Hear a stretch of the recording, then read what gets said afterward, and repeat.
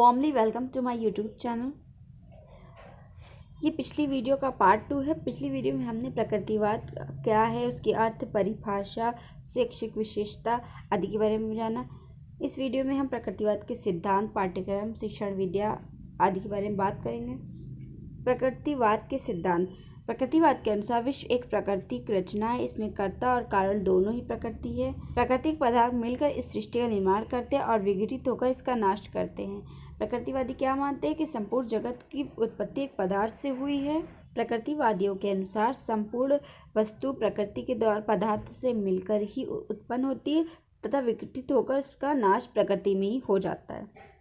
प्रकृतिवाद किसी आध्यात्मिक शक्ति में विश्वास नहीं करते। इनके अनुसार जगत की रचना प्रकृति के द्वारा हुई। प्रकृतिवादी क्या मानते हैं कि कोई आध्यात्मिक शक्ति या ईश्वरीय शक्ति नहीं है। जो कुछ है संपूर्ण वास्तविक सिर्फ प्राकृतिक है। प्रकृतिवाद इस भौतिक जगत को सत्य मानते हैं। आध्यात्मिक संसार मात्र एक कल्पना है। इनके अनुसार भौतिक जगत ही सत्य है, आध्यात्मिक मिथ्या है। प्रकृति के अपने नियमों के अनुसार अपना कार्य करती है। प्रकृतिवादियों के अनुसार प्रकृति अपने नियम के अनुसार स्वयं कार्य करती है। प्रकृतिवादियों के अनुसार मनुष्य जगत का श्रेष्ठतम पदार्थ है। प्रकृतिवादियों के अनुसार क्या है कि मनुष्य जगत का श्रेष्ठतम पदार्थ है। ये मनुष्य को एक पदार्थ के रूप में स्वीकार करते हैं।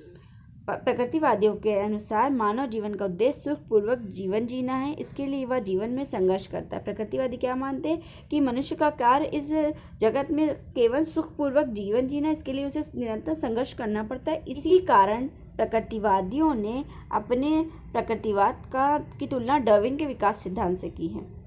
प्रकृतिवादी शिक्षा के उद्देश्य। जीवन संघर्ष के लिए तैयार करना। प्रकृतिवादी क्या मानते हैं कि बालक को ऐसी शिक्षा देनी चाहिए जो उसे जीवन संघर्ष के लिए तैयार कर सके। प्रकृतिवादियों ने मनुष्य की तुलना जीव से की है। जिस प्रकार जीव में जीने की इच्छा होती है उसी प्रकार मनुष्य में भी होती है। अतः उसे ऐसी शिक्षा दी जाए जिससे वो अपने वातावरण से अनुकूलन कर सके तथा वातावरण के साथ अनुकूलन। प्रकृतिवादी के अनुसार बालक को ऐसी शिक्षा दी जानी चाहिए जिससे वह अपने वातावरण के साथ अनुकूलन बना सके। जो वह शिक्षा वह प्रक्रिया है जो व्यक्ति को उसके वातावरण तथा परिस्थिति के अनुकूल बनाने में सहयोग प्रदान करती है। इस दृष्टि से शिक्षा का उद्देश्य बालक को इस योग्य बनाना है कि वह अपने वातावरण तथा परिस्थितियों के साथ अनुकूलन कर सके। जातीय निष्पत्तियों का संरक्षण करना। बर्नार्ड शॉ ने शिक्षा का उद्देश्य सभ्यता एवं संस्कृति की रक्षा करना है। मतलब प्रकृतिवादी यह मानते हैं कि बालक को ऐसी शिक्षा दी जानी चाहिए जिससे वह अपनी सभ्यता एवं संस्कृति की रक्षा कर सके तथा आगे आने वाली पीढ़ी को हस्तांतरित कर सके। पूर्ण जीवन की तैयारी। बालक को ऐसी शिक्षा दी जानी चाहिए जो उसे पूर्ण जीवन के लिए तैयार कर सके, उसे जीविकोपार्जन के साधन उपलब्ध करा सके। इसके अंतर्गत अवकाश के समय के कार्यों को सफलतापूर्वक कर सकना सम्मिलित किया गया है। व्यक्तित्व का स्वतंत्र विकास करना। टीपी नन महोदय ने शिक्षा के उद्देश्य का निर्माण करते समय वैज्ञानिक दृष्टिकोण तथा प्रकृतिवादी दर्शन को अपनाते हुए बताया कि शिक्षा का उद्देश्य व्यक्तित्व का नियंत्रित विकास करना है। अतः शिक्षा का उद्देश्य व्यक्तित्व का स्वतंत्र विकास करना होना चाहिए। प्रकृतिवाद एवं पाठ्यक्रम।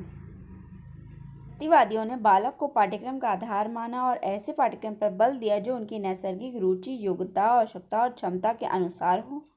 पाठ्यक्रम की रचना बालक को केंद्र बिंदु मानकर करनी चाहिए। प्रकृतिवादी आंदोलन से पूर्व बालक को प्रौढ़ मानकर पाठ्यक्रम का निर्धारण होता था। पाठ्यक्रम बालक की मूल प्रवृत्तियों, योग्यताओं, क्षमताओं, स्वाभाविक क्रियाओं के अनुकूल होना चाहिए। बालक के विकास की विभिन्न अवस्थाओं जैसे शैशवावस्था, बाल्यावस्था, किशोरावस्था आदि से होकर गुजरना पड़ता है। विकास की इन विभिन्न अवस्थाओं में बालक की शारीरिक एवं मानसिक आवश्यकताओं में परिवर्तन होता रहता है। अतएव पाठ्यक्रम ऐसा होना चाहिए जो बालक की विभिन्न आवश्यकतानुसार आवश्यकताओं की पूर्ति कर सके। पाठ्यक्रम ऐसा होना चाहिए जिससे मानव की सफलतापूर्वक अपनी अभिरुचियों को विकसित करने का अवसर प्राप्त हो सके। पाठ्यक्रम में इंद्रिय प्रशिक्षण को विशेष स्थान मिलना चाहिए। प्राय सभी प्रकृतिवादियों ने पाठ्यक्रम के संबंध में अपने अपने विचार व्यक्त किए हैं। रस्क ने कम्युनियस के विचारों को उद्भव करते हुए कहा कि कम्युनियस का उद्देश्य सब मनुष्यों को सब विजय बनाना है। वह नहीं चाहता था कि बालकों को पढ़ाने के लिए कुछ विषय चुने जाएं। हर्बर्ट स्पेंसर ने शिक्षा का उद्देश्य मानव को पूर्ण जीवन व्यतीत करने के लिए तैयार करना बताया। पूर्ण जीवन व्यतीत करने के लिए स्पेंसर ने 5 क्रियाओं की आवश्यकताओं पर बल दिया तथा इन क्रियाओं के अनुसार शिक्षा के विषयों पर निम्न प्रकार सुझाव दिया है। मानवीय क्रियाएं और पाठ्यक्रम। स्वास्थ्य संबंधी में शरीर विज्ञान, खेलकूद। प्राकृतिक में भौतिक विज्ञान, गणित, भूगोल। व्यवहार संबंधी में गृहशास्त्र, शरीर विज्ञान और बाल मनोविज्ञान। समाज संबंधी में इतिहास, अर्थशास्त्र, समाजशास्त्र, राजनीति शास्त्र। संस्कृति संबंधी में कला, भाषा, साहित्य। वैज्ञानिक विषयों मुख्यतः साहित्यिक एवं सांस्कृतिक विषयों को गौण स्थान दिया है। रूसो ने पाठ्यक्रम का बालक की आवश्यकताओं के अनुसार निर्माण करने को कहा।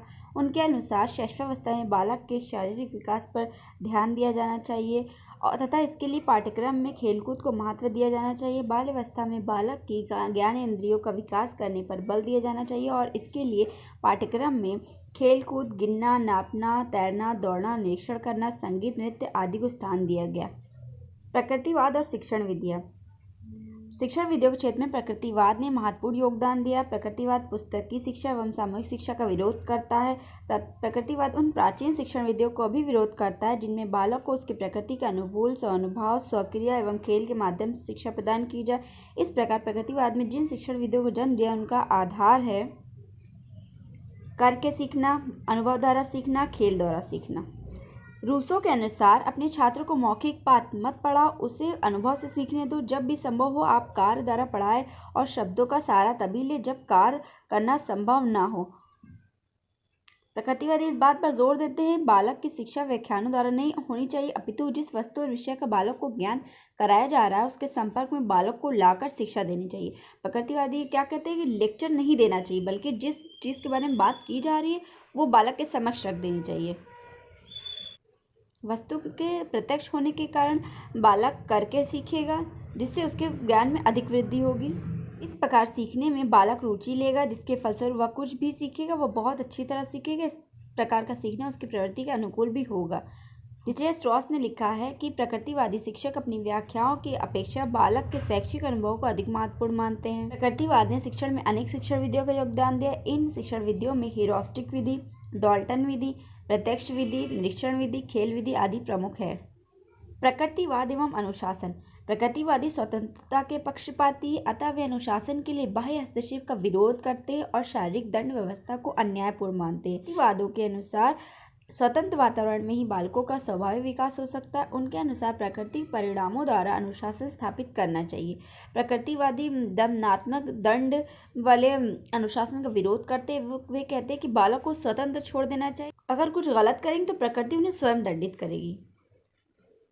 रूसो ने इस बात का समर्थन करते हुए लिखा कि बच्चों को कभी दंड नहीं देना चाहिए, स्वतंत्रता की शक्ति सबसे अच्छी चीज़ है। अनुशासन सदैव बालकों की गलतियों के प्राकृतिक परिणामों द्वारा होना चाहिए। प्रकृतिवाद एवं शिक्षक। प्रकृतिवादी प्रकृति को ही सबसे उत्तम शिक्षक मानते हैं। प्रकृतिवादी शिक्षक में कोई महत्वपूर्ण स्थान प्राप्त नहीं है। शिक्षक का कार्य केवल ऐसे वातावरण का निर्माण करना है। प्रकृतिवादी शिक्षा में शिक्षक का कोई महत्वपूर्ण स्थान नहीं है। शिक्षक का कार्य केवल ऐसे वातावरण का निर्माण करना है जिससे बालक स्वयं अपने अनुभव द्वारा ज्ञान प्राप्त कर सके।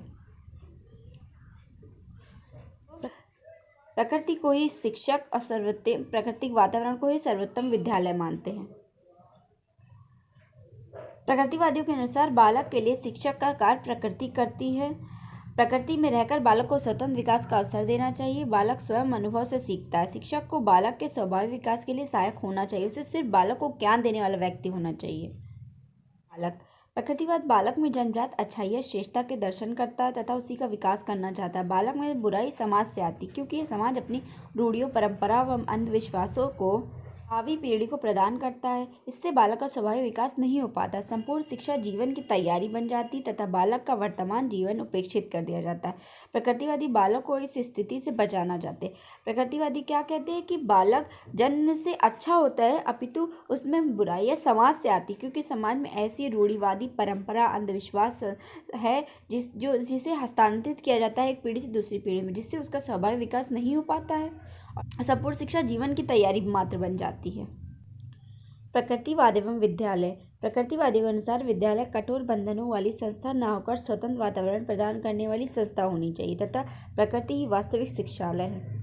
प्रकृतिवादी क्या मानते हैं कि विद्यालय कठोर बंधन वाली संस्था न होकर स्वतंत्र होना चाहिए, अपितु प्रकृति ही वास्तविक विद्यालय है। किंतु शिक्षा के शिक्षालय के अतिरिक्त हमें सामाजिक विद्यालयों की स्थापना करनी पड़ती है। विद्यालय का संगठन ऐसा हो जहां बालकों को स्वतंत्र विकास के लिए उपयुक्त वातावरण मिल सके, उन्हें किसी बंधन में ना बांधा जाए, जिससे बालक अपनी शक्तियों का पूर्ण विकास कर सके। प्रकृतिवादी विद्यालयों में समय विभाग चक्र के विरोधी हैं, मतलब टाइम टेबल के विरोधी हैं। उनके अनुसार समय विभाग चक्र काफ़ी लचीला होना चाहिए, अगर हो तो बहुत ही लचीला होना चाहिए। रॉस ने लिखा है, विद्यालय ऐसा स्थल पर होना चाहिए जहाँ पर बालक हानिकारक प्रभावों से दूर रहे। प्रकृतिवादी शिक्षा की देन। प्रकृतिवाद के आधुनिक शिक्षा पर निम्नलिखित प्रभाव है। बाल मनोविज्ञान पर बल। प्रकृतिवादियों ने बालक को महत्वपूर्ण स्थान दिया, अर्थात बालक को उसकी नैसर्गिक प्रवृत्तियों, भावों, उद्देश्यों के अनुसार विकसित करने पर बल दिया। अनुभवों पर बल। प्रकृतिवाद विषय प्रधान पाठ्यक्रम के विरुद्ध अनुभव प्रधान पाठ्यक्रम का समर्थन करते हैं, जिसके अनुसार पाठ्यक्रम में बालक के अनुभवों को सम्मिलित किया जाता है। बाल केंद्रित शिक्षा पर बल। प्रकृतिवादी मानते हैं कि शिक्षा ऐसी होनी चाहिए जो बाल केंद्रित हो, अर्थात बालक शिक्षा के लिए नहीं बल्कि शिक्षा बालक के लिए होनी चाहिए। उन्होंने बालक को शिक्षा का केंद्र बिंदु माना तथा बाल केंद्रित शिक्षा पर बल दिया है। शिक्षा में खेल की प्रमुखता पर बल। प्रकृतिवादी शिक्षा में खेल की प्रमुखता पर बल देते हैं। वे शिक्षा में खेल की प्रमुखता इस विचारधारा की ही देन है। इससे पूर्व खेल को व्यर्थ की चीज़ समझा जाता था। प्रकृतिवादी ने खेल को स्वाभाविक तथा आवश्यक सिद्ध किया और कहा कि बालक करके जितनी अच्छी तरह से सीखेगा उससे उसको ज़्यादा देर तक चीज़ें याद रहेंगी और उसको ज़्यादा अनुभव प्राप्त होगा। प्रकृति की ओर लौटो। इस प्रमुख नारे में यह कहा गया कि शहरी जटिलता से दूर प्रकृति की शांति में गोद की ओर चलो, जो बालक की प्रकृति प्रेम में वृद्धि करता है। प्रकृतिवादी यह मानते हैं कि समाज का वातावरण अत्यंत दूषित है। सांस्कृतिक परंपरा, रूढ़िवादी अंधविश्वास आदि से समाज का वातावरण अत्यंत दूषित हो चुका है, जिससे मानव पीड़ित है, दुखी है। अतः उसे प्रकृति की ओर लौट जाना चाहिए, जहाँ प्रकृति के मनोरम वातावरण में बालक का सर्वांगीण विकास हो सके तथा उसकी प्रकृति प्रेम में भी वृद्धि हो सके। प्रकृतिवादी विचारधारा के परिणाम स्वरूप ही अब शिक्षा का पाठ्यक्रम और शिक्षण विद्या बालक की रुचि और आवश्यकताओं के आधार पर निश्चित होती है। प्रकृतिवाद के फलस्वरूप ही शिक्षा विधियों में ज्ञानेंद्रियों का प्रयोग, अनुभव द्वारा सीखने, क्रिया द्वारा सीखने तथा खेल खेल में सीखने पर बल दिया जाता है।